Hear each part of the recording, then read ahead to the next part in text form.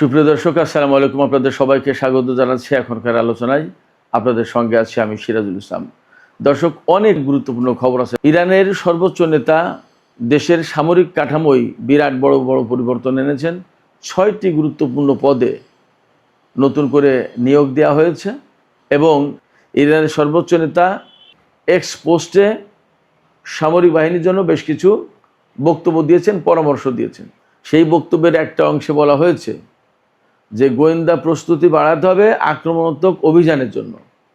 তার মানে হচ্ছে সর্বোচ্চ নেতা শুধু ইরানের সামরিক বাহিনীর কমান্ড কাঠামোতে পরিবর্তন আনেননি, মনে হচ্ছে যে যুদ্ধ প্রস্তুতি জোরদার করার নির্দেশ দিয়েছেন এবং এটাও মনে হচ্ছে যে ইরান সম্ভবত আমেরিকার উপরে, অর্থাৎ আমেরিকা বলতে মেবি মধ্যপ্রাচ্যের যে সমস্ত মার্কিন ঘাঁটি এখনও টুকটাক আছে বা যে সমস্ত সেনা আছে তাদের বিরুদ্ধে হয়তো অভিযান চালাতে শুরু করতে পারে। আইআরজিসি বা সামরিক বাহিনীর উদ্দেশ্যে তিনি বিশেষ কিছু কথা বলেছেন, যে কথাগুলো খুবই গুরুত্বপূর্ণ। আপনারা শুনলে আমার বিশ্বাস যে আপ্লুত হবেন। আমি বিস্তারিত বলবো ভেতরে। সুপ্রিয় দর্শক, এই বিষয়গুলো নিয়ে আমরা আজকের ভিডিওতে বিস্তারিত কথা বলবো। আশা করি খুবই ইন্টারেস্টিং বিষয়গুলো আপনাদের ভালো লাগবে এবং আপনারা শেষ পর্যন্ত সঙ্গে থাকবেন। আর ভিডিও যদি ভালো লাগে তাহলে লাইক, কমেন্ট, শেয়ার করবেন এবং চ্যানেলটি সাবস্ক্রাইব করে প্লিজ সাথে থাকবেন। দর্শক, চলুন আমরা বিস্তারিত আলোচনা করি। ইরানের সর্বোচ্চ নেতা গতকাল সোমবার 10ই আগস্ট ইরানের সামরিক কমান্ড কাঠামোতে বড় পরিবর্তন এনেছেন এবং নতুন 6 জন জেনারেলকে বিভিন্ন পদে নিয়োগ দিয়েছেন। তার ভিতরে আপনারা হয়তো এই নামের সাথে অনেকেই পরিচিত। মেজর জেনারেল আলী আবদুল্লাহি, যিনি খাতামুল আম্বিয়া হেডকোয়ার্টার্সের প্রধান কমান্ডার ছিলেন কিছুদিন ধরে, তাকে ইরানের সশস্ত্র বাহিনীর চিফ অফ স্টাফ নিয়োগ দেওয়া হয়েছে। তার ডেপুটি করা হয়েছে ব্রিগেডিয়ার জেনারেল কিমার্স হায়দারিকে। আর আইআরজিসির প্রধান হিসেবে নিয়োগ দেওয়া হয়েছে মেজর জেনারেল আহমাদ ওয়াহিদিকে। আহমাদ ওয়াহিদি এর আগে ব্রিগেডিয়ার জেনারেল ছিলেন, তার পদোন্নতি দিয়ে মেজর জেনারেল করা হয়েছে। আর আহমাদ ওয়াহিদির ডেপুটি, অর্থাৎ আইআরজিসির ডেপুটি কমান্ডার যাকে নিয়োগ দেওয়া হয়েছেন, তিনি হচ্ছেন মেজর জেনারেল মোস্তফা ইজাদি। এদিকে আইআরজিসির নেভির কমান্ডার নিযুক্ত করা হয়েছে রিয়ার অ্যাডমিরাল হোসেন ইজাদিকে। ইরানের স্বেচ্ছাসেবক বাহিনী যেটা, যার সদস্য সংখ্যা বলা হয় 90 লাখ, প্রধান কমান্ডার হিসেবে নিয়োগ দেওয়া হয়েছে হুজ্জাতুল ইসলাম হোসেন তায়েবকে। এর কারণ হচ্ছে মূলত ইরানের উপরে যে আমেরিকা এবং ইসরায়েল হামলা শুরু করেছিল, সেই হামলায় ইরানের গুরুত্বপূর্ণ সেনা কর্মকর্তারা, কমান্ডাররা অনেকেই মারা গেছেন, শহীদ হয়েছেন। যার প্রেক্ষাপটে নতুন করে সামরিক কাঠামোতে পরিবর্তন আনতে হলো, নিয়োগ দেওয়া হলো। যে জেনারেল আহমাদ ওয়াহিদিকে এখন নতুন করে আইআরজিসির চিফ কমান্ডার বানানো হলো, তিনি কিন্তু একসময় আইআরজিসির চিফ কমান্ডার ছিলেন। পরবর্তীতে প্রেসিডেন্ট ইব্রাহিম রাইসির সময় তিনি স্বরাষ্ট্রমন্ত্রী ছিলেন। তাকে আবার আইআরজিসিতে ফিরিয়ে আনা হয়েছে এই যুদ্ধ পরিস্থিতির কারণে এবং এখন নতুন করে তাকে আবার নেতৃত্ব দিতে হবে। আমি আলোচনার শুরুর দিকে বলেছিলাম যে ইরানের সর্বোচ্চ নেতা সামরিক বাহিনীর উদ্দেশ্যে বেশ কিছু বক্তব্য দিয়েছেন, সেটা খুবই গুরুত্বপূর্ণ। সেই বক্তব্যের কিছু অংশ আমি আপনাদেরকে তুলে ধরি। সর্বোচ্চ নেতা ইরানের সামরিক বাহিনীকে সামরিক সক্ষমতা বাড়িয়ে সর্বোচ্চ প্রতিরোধ সক্ষমতা অর্জনের নির্দেশ দিয়েছেন বা পরামর্শ দিয়েছেন। তিনি বর্তমান যে যুদ্ধ, এই যুদ্ধকে বলেছেন যে বলদর্পী শক্তির বিরুদ্ধে একটা ভাগ্য নির্ধারক, অর্থাৎ এসপর ফাইনাল, চূড়ান্ত একটা যুদ্ধ চলছে। এই যুদ্ধের ভেতরে আছে ইরান। এই সময় সামরিক বাহিনীকে আরও বেশি সক্ষমতা অর্জন করতে হবে এবং তিনি তো বলেছেন যে গোয়েন্দা প্রস্তুতি বাড়াতে হবে। একই সাথে সামরিক বাহিনীর ভেতরে তিনি আরও কিছু বিষয় প্র্যাকটিস করার আহ্বান জানিয়েছেন। যেমন বিশেষ করে আইআরজিসির মধ্যে সাংস্কৃতিক সক্ষমতা এবং মান উন্নয়ন ঘটাতে হবে, অর্থাৎ সাংস্কৃতিক চর্চা। এই সাংস্কৃতিক চর্চা বলতে ইরানের জনজীবনে সামরিক বাহিনীতে কারবালার যে প্রভাব আছে, কারবালার যে চর্চা আছে সেগুলো, অর্থাৎ সেখানে ধর্মকর্ম, তাহাজ্জুদের নামাজ পর্যন্ত পড়া, এগুলো গুরুত্বপূর্ণ ব্যাপার। তাহাজ্জুদের নামাজ পড়া খুব গুরুত্বপূর্ণ এবং অনেক কমান্ডার তারা রেগুলার তাহাজ্জুদের নামাজ পড়ে। এগুলো পাশাপাশি হয়তোবা হতে পারে পজিটিভ কিছু সাংস্কৃতিক কর্মকাণ্ড, যেটা হয়তো হতে পারে সিনেমা নাটক, এমনও হতে পারে।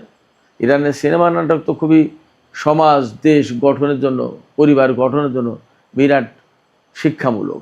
সর্বোচ্চ নেতা পরামর্শ দিয়েছেন যে আইআরজিসির প্রতিটি স্তরে ব্যবস্থাপনা ও কমান্ড কাঠামো আরও শক্তিশালী করতে হবে এবং সামরিক এই নেতৃত্বের ভেতরে আধ্যাত্মিকতা এবং বৈজ্ঞানিক ভিত্তি গড়ে তুলতে হবে, যার প্রেক্ষাপটে আইআরজিসি আধুনিক দক্ষতার উপর প্রতিষ্ঠিত হতে পারবে। আমি একটু আগে বলছিলাম যে তাহাজ্জুদ নামাজের কথা, এই যে তিনি বললেন যে আধ্যাত্মিকতার চর্চা থাকতে হবে, অর্থাৎ যুদ্ধ করতে গেলেই যে গণহারে মানুষ মারতে হবে বা যাচ্ছে তাই করে যুদ্ধ করতে, নট দ্যাট। যে মানুষের ভেতর আধ্যাত্মিকতা থাকে, তার প্রতি মানব প্রেম থাকে, মানুষের প্রতি প্রেম ভালোবাসা থাকে, যার ভেতরে মানুষের প্রতি ভালোবাসা থাকে তার পক্ষে অন্যায় করাটা কঠিন হয়। আমরা দেখতে পাচ্ছি যে গত 5-6 মাস ধরে যে যুদ্ধ চলছে বা চলল, তাতে ইরান কিন্তু গণহারে কোথাও হত্যাকাণ্ড চালায়নি, একথা তার শত্রুরাও বলতে পারবে না। আর একটা কথা খুব গুরুত্বপূর্ণ, আপনারা সবাই মনে হয় শুনেছেন, আমি গতকালকে বলেছিলাম, ইরানের জাতীয় নিরাপত্তা পরিষদের প্রধান করা হয়েছে সাবেক আইআরজিসির কমান্ডার মেজর জেনারেল মহসিন রেজাইকে। মহসিন রেজাই 1981 সালে আইআরজিসির প্রধান হিসেবে নিয়োগ পান এবং 1997 সাল পর্যন্ত একটানা তিনি আইআরজিসির প্রধান ছিলেন। তার মানে দাঁড়াচ্ছে যে ইরাকের সাথে যে ইরানের 8টা বছর যুদ্ধ হয়েছিল, সেই ইরান যুদ্ধের সময় তিনি আইআরজিসির প্রধান কমান্ডার ছিলেন। এটা হলো 1। 2 হচ্ছে তার যেহেতু ব্যাপকভাবে যুদ্ধের অভিজ্ঞতা রয়েছে, এছাড়া তিনি ইরানের বিশেষজ্ঞ পরিষদ থেকে শুরু করে বিভিন্ন গুরুত্বপূর্ণ প্রতিষ্ঠান, সংস্থা, সংগঠন এবং বিভিন্ন পদে গুরুত্বপূর্ণ দায়িত্ব পালন করেছেন। তার যে একটা বিরাট বড় এক্সপিরিয়েন্স আছে এবং তিনি একেবারে আইআরজিসির কমান্ডার এবং তিনি বহু গুরুত্বপূর্ণ দায়িত্ব ছিলেন। তো সেই জন্য মানে বিপ্লব রক্ষার জন্য, অর্থাৎ বিপ্লবপন্থী সরকারের জন্য তিনি পারফেক্ট ম্যান। সেই হিসেবেই কিন্তু তাকে সর্বোচ্চ নেতা তার প্রতিনিধি হিসেবে জাতীয় নিরাপত্তা পরিষদে নিয়োগ দিয়েছেন। মহসিন রেজাই কিন্তু জাতীয় নিরাপত্তা পরিষদে সর্বোচ্চ নেতার প্রতিনিধি, আবার প্রেসিডেন্ট তাকে সর্বোচ্চ নিরাপত্তা পরিষদের সদস্য সচিব হিসেবে নিয়োগ করেছেন। তার মানে এখানে তিনি অত্যন্ত ক্ষমতাধর ব্যক্তি এবং অত্যন্ত গুরুত্বপূর্ণ ব্যক্তি। তিনিই সদস্য সচিব, আবার তিনিই সর্বোচ্চ নেতার প্রতিনিধি। এর মানে দাঁড়াচ্ছে সর্বোচ্চ জাতীয় নিরাপত্তা পরিষদ যেটা, সেটা আগের চেয়েও আরও বেশি কার্যকর হবে এবং এই যে ইসরায়েল আমেরিকা বিরোধী যে যুদ্ধ, সেই যুদ্ধে আরও গুরুত্বপূর্ণ, আরও কার্যকর রোল প্লে করতে হবে এই পরিষদ, এমনটা ধারণা করা হচ্ছে। এবং আরও যাতে কার্যকর রোল প্লে করে, সেই জন্যই মহসিন রেজাইকে এখানে নিয়োগ দেওয়া হয়েছে। তবে একটা বিষয় মনে রাখতে হবে, যাকে এখান থেকে সরিয়ে প্রধান উপদেষ্টার রাজনৈতিক উপদেষ্টা করা, যাকে এখান থেকে সরিয়ে সর্বোচ্চ নেতার রাজনৈতিক উপদেষ্টা করা হয়েছে মেজর জেনারেল বাকের জুলকাদর। এই বাকের জুলকাদরও কিন্তু আইআরজিসিরই লোক ছিলেন, তিনি কোনো সাধারণ লোক নন এবং তার অবস্থান আর মহসিন রেজাইয়ের অবস্থান খুব বেশি একটা ডিফার করবে না। যেমন মহসিন রেজাইও হরমুজ প্রণালী জানাতনভাবে খুলে দিতে চান না, বাকের জুলকাদরও কিন্তু তাই চেয়েছিলেন এবং তাই করেছিলেন। তিনি একদম সুস্পষ্ট গত পরশুদিনই বলেছিলেন যে আমেরিকার সাথে হরমুজ প্রণালী খুলে দেওয়ার চুক্তি আপাতত হচ্ছে না এবং ওমানের সাথে যে চুক্তি হচ্ছে সেটা আমেরিকার জন্য অ্যাপ্লিকেবল না, আমেরিকার জন্য কার্যকর হবে না। এবং মধ্যপ্রাচ্য থেকে যতক্ষণ পর্যন্ত আমেরিকা সেনা না সরাবে ততক্ষণ পর্যন্ত আমেরিকার জন্য এই হরমুজ প্রণালী খোলা হবে না, বাকের জুলকাদর বলেছিলেন।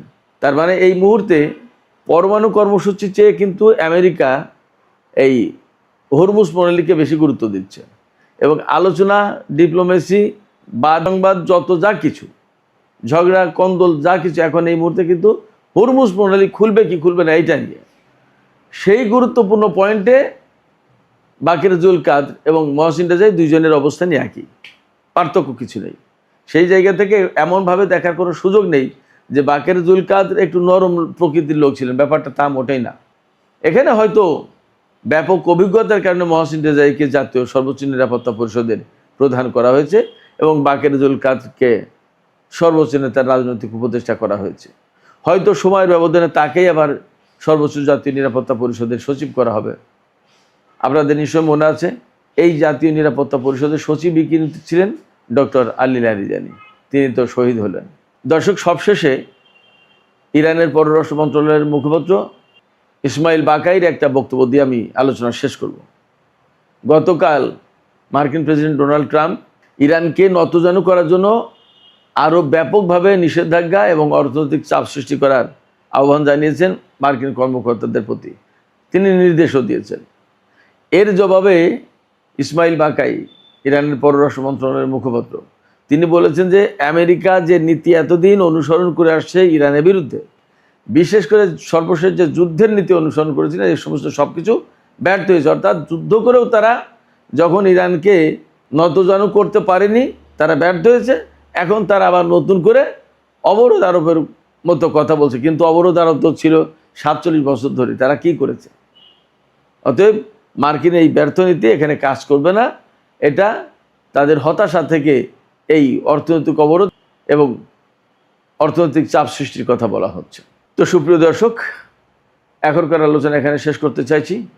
আর ভিডিও ভালো লাগলে লাইক, কমেন্ট, শেয়ার করুন এবং চ্যানেলটি সাবস্ক্রাইব করে সাথেই থাকুন। দর্শক, এখনকার আলোচনা এখানে শেষ করতে চাইছি। আপনারা সবাই অনেক অনেক ভালো থাকুন। আল্লাহ হাফেজ।